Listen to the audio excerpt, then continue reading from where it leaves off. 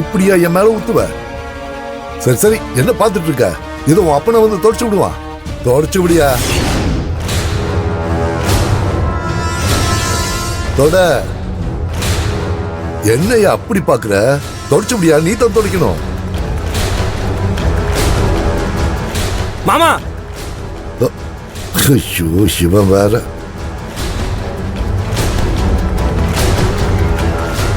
மாமா நீங்க கொடுங்க, நான் பாத்துக்கிறேன்.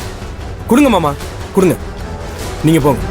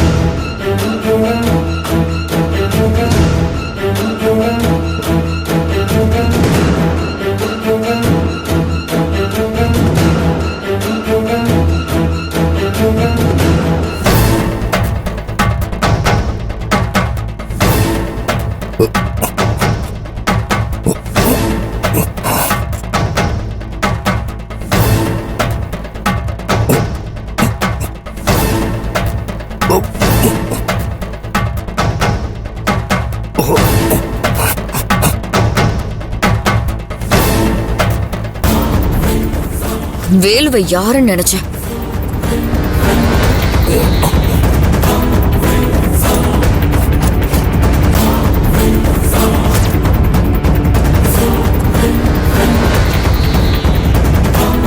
போதும், தொடச்சது போதும் போதும்.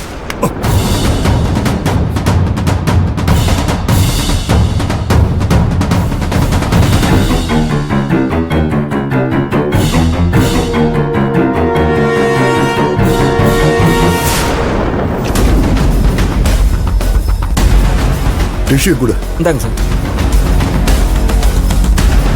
யோ, என்னையா சாப்பாடுலாம் சாப்பாடுலாம் ரொம்ப பிரமாதமா இருந்துச்சு சார். அப்படியா சொல்ற? அப்படின்னா இனிமே இங்கேயே சாப்பிடலாம்னு சொல்றீங்க? ஆமா சார், டெய்லி இங்கேயே சாப்பிடலாம் சார். ரொம்ப நல்லா இருக்கு சார். வாங்க போலாம். சரிங்க சார். 1 2 3 4 என்னோட சேர்த்து 5 பேர் சாப்பிட்டுருக்கோம். பில் எவ்வளவுன்னு சொல்லுங்க. எங்களுக்கு ஸ்டேஷன்ல 1000 வேலை இருக்கு. 500 ரூபா கொடுங்க. அவ்வளவுதானா? என்னையா இது? சந்தனப்பா நீ பரிமாறின சாப்பாட்டுக்கு பில்லு வெறும் 500 ரூபா தானா? அவ்வளவுதானே சொல்றாங்கல்ல, திரும்ப திரும்ப எதுக்கு கேட்டுட்டே இருக்கீங்க? பொறுமா, நான் வெறும் 500 ரூபா மட்டும் கொடுத்து உன் அப்பா சந்தனம் பாண்டி பேரை அவமானப்படுத்த விரும்பல. அவர் சப்ளை பண்ணிருக்காருல, நான் அவருக்கு டிப்ஸும் சேர்த்து 1000 ரூபாய் கொடுக்குறேன்.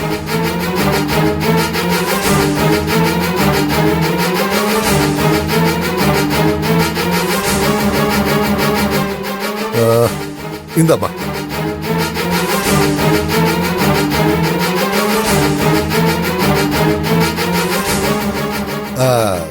தம்பி நீங்க வாங்கிக்கங்க. வாங்க மாட்டீங்களா? சரி, நான் இங்கே வச்சிடுறேன்.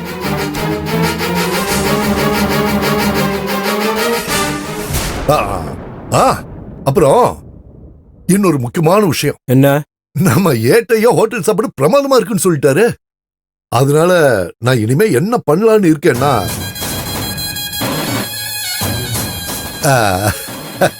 இதுதான் எனக்கு சின்ன வீடு மாதிரி.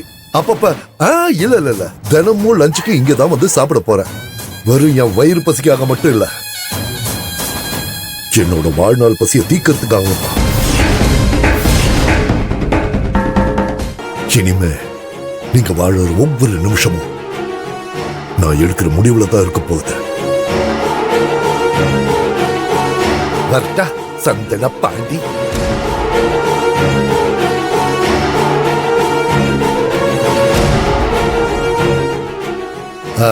மனோன்மணியம்மா வரட்டுங்களா? சாப்பாடு ரொம்ப பிரமாதமா இருந்தது. வருவேன், அடிக்கடி வருவேன்.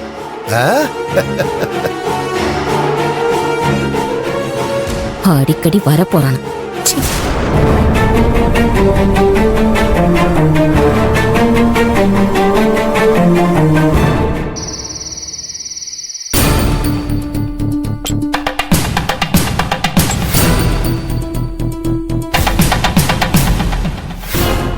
கீர்த்தி அம்மா அப்பா அக்கா எல்லாரும் சாப்பிட்டாங்களா? எல்லாரும் சாப்பிட்டாங்கங்க. நீங்க சாப்பிடுங்க.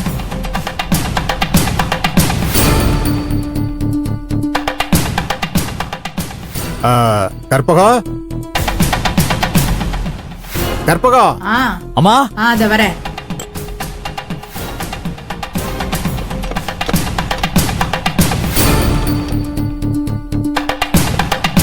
இந்தாங்க சூடா இருக்கு கற்பகம் பாத்து. இந்த செல்போனை எங்கேயோ வச்சுட்டேன் போல இருக்கு, தெரியல. கொஞ்சம் எடுத்து கொடு.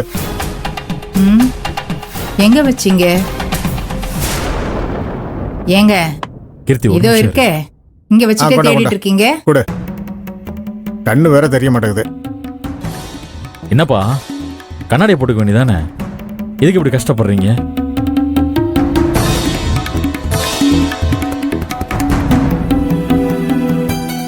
அம்மா நீங்களாவது அப்பாவுக்கு கண்ணாடி எடுத்து கொடுக்கலாம்ல. சரி கண்ணாடி எங்க இருக்குன்னு சொல்லுங்க, நானே எடுத்துட்டு வரேன். திரு வேண்டாம்பா, பரவாயில்லப்பா. அப்பா நீங்க சும்மா இருங்க. அம்மா ரூம்ல தானே வச்சிருக்காரு. கீர்த்தி கண்ணாடி அப்பா ரூம்ல தான் இருக்குன்னு நினைக்கிறேன். நீ போய் எடுத்துட்டு வா, போ. ஏன்பா இருக்கட்டும்பா, அதெல்லாம் அப்புறமா பாத்துக்கலாம். இப்ப என்ன அவரு செல்போன் தானே பார்க்க போறாரு. நீ போய் வேலை பாரு, போ கிளம்பு.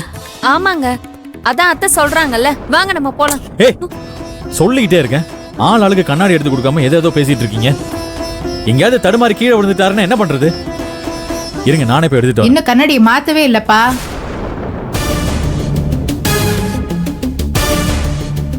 என்ன இன்னும் கண்ணாடியை மாத்தவே இல்லையா?